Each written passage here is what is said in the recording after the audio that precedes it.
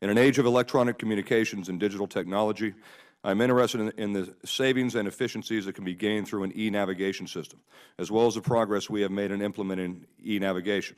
However, I'm also concerned that as an e-navigation system is built out, adequate redundancies and backup systems are put in place to ensure safety. In order to grow jobs and remain competitive in a global economy, we must build and maintain a world-class navigation system. I look forward to hearing from our witnesses what progress they have made toward making such a system a reality. And I'll have to tell you, too, from my experience as an artillery officer, we went to GPS for artillery. Artillery is the big cannons we use in the Marine Corps, and we shoot with them. But you have to know where you exist on the planet to know where you're shooting at. And we went to GPS in about 2005, and we also we still had maps, and we still knew how to lay a battery. We knew how to do that, but we switched to GPS so we could do it much faster. If the GPS went down, which the military always thinks of, especially in a combat situation, you're always able to go back and use the old system. And I think that if you can do it in wartime, when it comes to shooting giant projectiles at the enemy, you can sure as hell do it in the ocean and have some kind of a backup system in case the GPS goes down or the Chinese shoot our satellites out or whatever. The ability is there. So I think that we're lagging a little bit behind the times, probably because we haven't been forced to change. Are the electronic systems reliable? And is the infrastructure resilient? Can it or should it replace our entire system of physical aids to navigation? How are we going to maintain and financially sustain the e-navigation infrastructure and technologies over time? And finally, what is the appropriate role of the non-federal partners in this enterprise? I mean, one of the reasons I'm interested in this is DHS has studied the presidential directive that told them to create a backup system for GPS, and their conclusion was that we need to study it more. So they did a study, and now they're going to do more studies, and that's the circle loop, the endless loop of stupidity that we have in Congress. Mr. Dana Goward, President of the Resilient Navigation and Timing Foundation.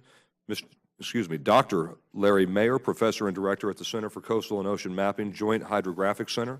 Mr. Scott Perkins, testifying on behalf of the Management Association for Private Photogrammetric Surveyors. And Captain Lynn Corwatch, Executive Director of the Marine Exchange of the San Francisco Bay Region. We have everybody. Mr. Goward, you're recognized first. Thanks for being here, to all of you. Thank you, Mr. Chairman. Ranking Member, thank you very much for the opportunity to be here today. By way of introduction, my last job was as Director of Marine Transportation Systems for the United States Coast Guard. I now had a educational and scientific nonprofit, the Resilient Navigation and Timing Foundation, and it's a pleasure to be here representing that organization today. And let me say right off that, Mr. Chairman and Ranking Member, you are welcome to any of our meetings anytime, and I'll ensure that you get invitations. Unlike the government, we're very open, that sort of thing. In 2009, officials at the Newark International Airport were puzzled as to why a newly installed landing system would periodically malfunction. After much effort and working with the FAA and the FCC, they finally discovered it was a driver passing by on I-95 with a GPS jamming device that he had illegally purchased on the Internet to hide his activities from his employer. They have since protected their landing system to most GPS jamming, but they still detect about 5 jammers going by on I-95 every day. In London, the Economist magazine reports that the stock exchange loses GPS timing about 20 minutes a day, probably for the same kind of reasons. North Korea periodically jams GPS. In South Korea, the Russian military, as a matter of doctrine, believes that their forces will not have access to space signals when they go into combat because they're so easy to interfere with. And a professor at the University of Texas has shown how easy it is to spoof GPS receivers and essentially take over drone aircraft and some ships. So I mention these stories to make 3 very important points. First, GPS is by far the most important and significant federal aid to navigation, bar none. Not only is it essential transportation infrastructure, but it is also essential to telecommunications, cell phones, to the Internet, financial transactions, electrical power distribution, and even precision agriculture, because it enables about a 30% efficiency in the agriculture of this nation. So it's really a silent utility, much like running water. Something we can do without for short periods, but even then things get fairly unpleasant pretty quickly, and extended disruptions could be disastrous. My second point is that the United States government has known about this for quite some time. And in 2008, as I think was mentioned, the federal government decided to establish enhanced LORAN, E-LORAN, much different from the old LORAN-C, much more precise, much less expensive, much more automated. They decided to establish E-LORAN as a terrestrial augmentation for GPS. It's a high-power signal, very difficult to disrupt. Unfortunately, nothing became of those plans, even though it was publicly announced. At the same time, many other nations, Russia, China, Saudi Arabia, all of northwestern Europe, led by the United Kingdom, have either retained or are building E-LORAN systems because they don't want to be so dependent on space as we are. In fact, South Korea and India also have plans that they're actively engaged in to construct E-LORAN systems. My final point is that we could have an enhanced LORAN system here in the continental United States and reduce the threat and the risk to the American people for about $40 million. That's 40 million with an M. I'm sorry, sir, that's part of the problem. Exactly. And we could do it by rehabilitating unused existing infrastructure that's in the possession of the federal government.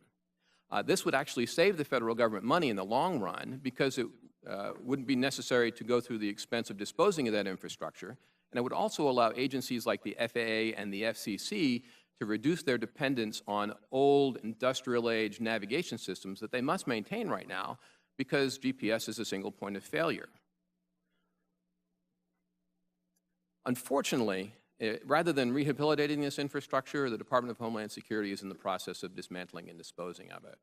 We in the RNT Foundation think this is not a proper use of public funds. It will cost the government more in the long run.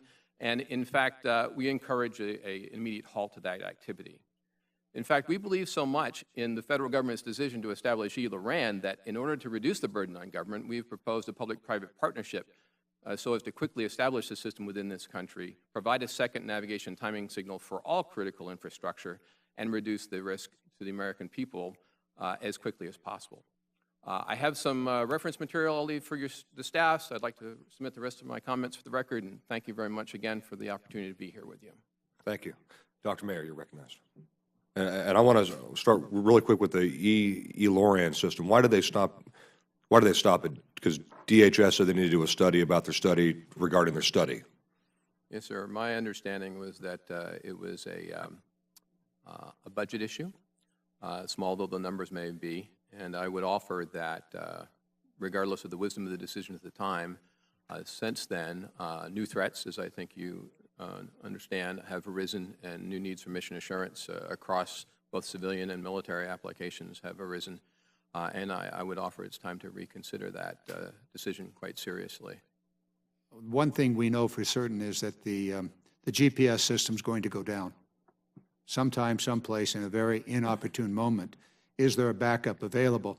The answer is there could be, at what appears to be a very minimum cost if we do not destroy the apparatus that's presently in place.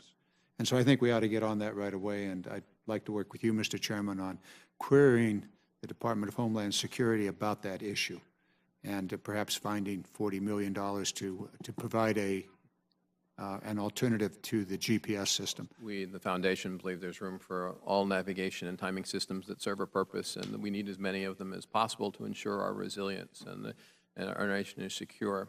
That said, on the E-LORAN issue, even though we are system agnostic, we note that the United States has decided this is the right way to go, as have many other nations. And so we're fully supportive of that, and we want to help the federal government get to where the nation needs to be.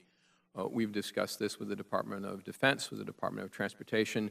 The staffers in both of those departments are very supportive. We have not received any responses from our inquiries to the Department of Homeland Security. We're hoping to reverse that, and that they will come to the table and speak. They're a very new department. They've only been around 10 years. You've got to give them time. Yes, sir. In 20, 30 years, they'll respond. It's probably the backlog of correspondence. Yes, sir. So we're hoping to talk with them as well as the other two lead departments in this role, but it's difficult finding someone that wants to take a leadership role for for this, which is essentially a commons issue. It's like maritime or the internet or space. Everyone wants to use it, but no one necessarily wants to be responsible for it and pay for it, as inexpensive as it may be. It's multi-agency, too. Absolutely multi-agent. It cuts across every facet of Which American makes things harder, society. yeah. Yes, sir, absolutely. So that and the fact that it's so low cost is really the crux of the problem. It doesn't, until there's a failure, it doesn't rise to the larger consciousness. Gotcha. Okay, I've got to run too, so Captain, Doctor, gentlemen, thank you very much. Thanks for your testimony, and have a great day.